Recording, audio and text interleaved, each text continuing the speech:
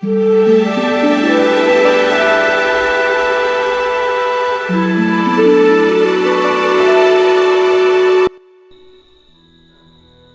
Ceiling ফ্যানের regulator switch connection কিভাবে করবে তার ভিডিওটি দেখানো হলো।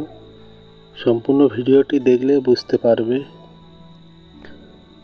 এটি হচ্ছে সিলিং ফ্যান, ফ্যানের রেগুলেটর, আর এটি হচ্ছে ফ্যানের সুইচ। এবার আসছে কানেকশন।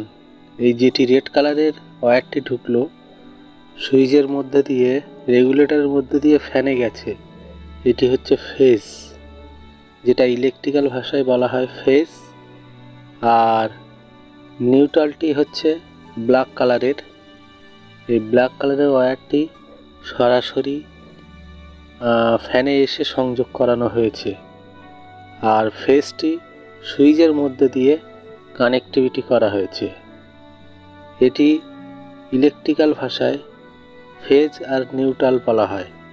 ফেজ সবসময় সুইচের মধ্যে দিয়ে বা রেগুলেটরের মধ্যে দিয়ে ভায়া করিয়ে সিলিং ফ্যানে পাঠানো হয়েছে, আর নিউট্রালটি সবসময় ডাইরেক্ট